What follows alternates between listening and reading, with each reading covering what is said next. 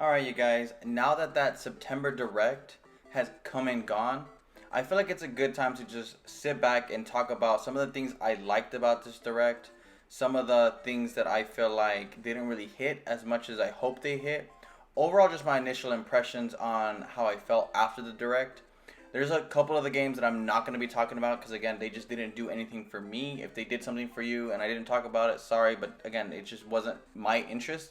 I'm just going to focus in on the games that I liked, as well as what I think this Direct means for Nintendo moving forward. Now, I understand how the reception for this Direct is very skewed towards mid. A lot of people saying it's a very mid Direct. Some people saying it was just a flat out terrible Direct, and I can see that.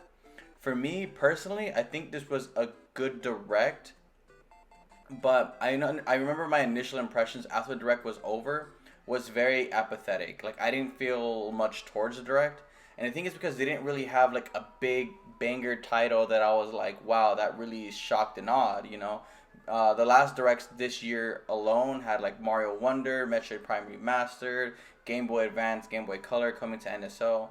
Overall, as a year, we had an amazing Directs. So I guess this Direct being less, I don't know, less impactful definitely felt very mid to terrible in my opinion. But as I reflected back and I started pulling out games that I was interested in, there was quite a few games in here that I was like, wow, this is something that I would actually purchase. So it made me feel like, you know what, this was a good Direct in my opinion. Specifically where Nintendo's at in their like lifespan of the Nintendo Switch. This was, in my opinion, a good Direct.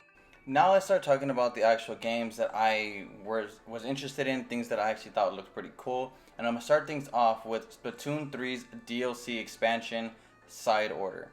This, I did not understand really what I was looking at. I'm gonna be 100% honest. I'm a big fan of Splatoon 3. I'm not a big fan of like the campaigns or anything like that. So like I wasn't really too interested in the DLC.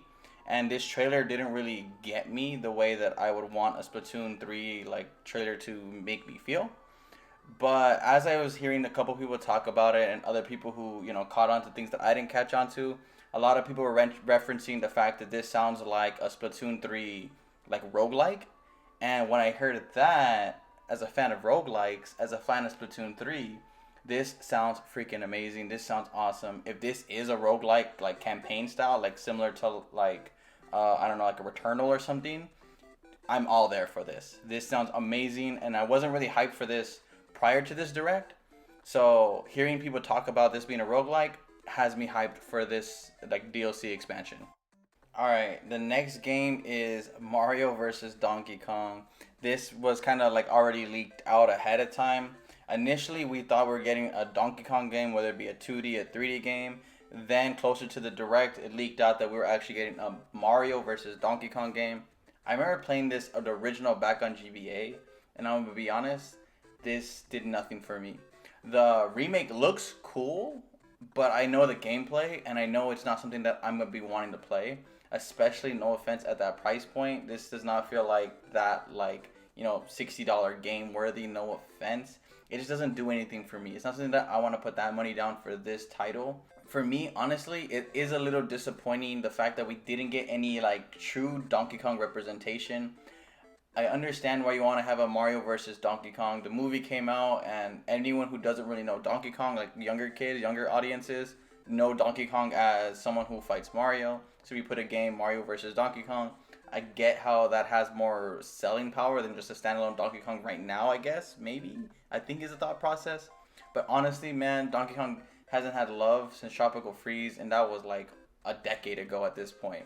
We deserve a couple more Donkey Kong, man. Like, Donkey Kong is one of the original Nintendo IPs. Donkey Kong held up, Super Nintendo, maybe not Nintendo 64, but for me, like, I love platforming Donkey Kong games. So I feel like Donkey Kong needs a little bit more love than just a Mario versus Donkey Kong game. We got another look at Super Mario RPG. I'm not going to touch too much on this one just because I was already hyped prior to this. This Direct didn't, like, hype me up for it. It just reminded me that this game looks freaking awesome. It looks amazing. And honestly, this might be one of my like most anticipated Nintendo Switch games of 2023. I love RPGs. I love Mario. Blending them together just feels right. I loved all the Alpha Dream games like Mario and Luigi. I always try to go and play Super Mario RPG, but honestly, the Super Nintendo version, I don't like the aesthetic of it, so it was hard for me to stick around and play it too much. So this game, looking the way that I want it to look, I'm definitely down to play this game, and I'm very excited to see, how polished it is, what they do, if they add some of the cameos that maybe are hard to get. You get what I'm saying? But overall, this game looks amazing. One of the highlights of this direct was the Princess Peach game finally getting a title, Princess Peach Showtime, and this game looks freaking fantastic. This looks amazing, and definitely what a character like Princess Peach, who's been there since pretty much the early ages of Nintendo, and hasn't ever really got like its proper shake, its proper shine in its own mainline game. When you look at Wario, when you look at Luigi, Yoshi, all these characters, even Toad had their own games, their own installations. And yeah, Peach had those weird games on like I think DS, but it wasn't what Peach deserved. And this looks like they're throwing a lot of ideas and seeing what sticks, and it looks really interesting from the aesthetic, from like I'm beyond like the story of it seems kind of pretty cool, and then the gameplay just looks pretty awesome, and I'm actually really excited for this. I'm looking forward to this next year. Something that caught me off guard was the Tomb Raider 1, 2, and 3 remastered, remake, whatever it is, looks pretty awesome in my opinion. I'm a fan of the original games back on PlayStation, and this looks like a weird remaster where like they're not really changing the aesthetic, they're just kind of polishing it. And this is what I like to see a lot of times in these style of games, is trying to capture that same like heart and soul that that game had, but then clean it up for like a more modern audience. Maybe scheme some of the controllings, re-scheme some of the like textures and details, just to make the game feel more like what we thought it felt like back then. Overall, I'm very excited to play this game, check it out, and see how well they clean this up back from the originals. Because honestly, much as I like the original Tomb Raider games, I don't see myself going back to those ones. Something that was also expected, but it's one of those things that like you expect it, but then you see it, and it's like, I can't believe this is really happening. And this is F-Zero 99. This is the original F-Zero game, throwing 99 people at it. It is wild to think that this is actually a thing that Nintendo is pushing out there, and I played it and it actually works. It's actually fun. It actually feels addicting. I could definitely see myself sinking tons of hours into F-Zero 99, and that to me sounds crazy because I'm not even the biggest F-Zero fan. I liked the original F-Zero games, but it's not a franchise I kept up with or really cared too much about. So to see it in 99, which for me makes things a little bit better sometimes. Like I love Tetris 99, Pac-Man 99 is okay, but overall, this is pretty awesome. If you guys haven't checked it out, definitely check this out because it's just such a wacky blast. Alright, now let's talk about the coup de grace, the finale, the one last thing. Paper Mario A Thousand Year Door, something that everyone's been wanting for a very, very long time. Something that personally I expected this one. A couple videos back, I mentioned how I thought that instead of F-Zero GX, which everyone was kind of talking about F-Zero GX being like the GameCube game coming out, I mentioned that I think it'd actually be Paper Mario A Thousand Year Door. It just makes sense seeing how everything is more Mario focused right now. So this game definitely fits the bill. They did schedule it for 2024. I'm assuming they want to make room for Super Mario RPG to have its shine and then release this game like sometime early next year, maybe mid next year. But overall, I mean, it looks cool.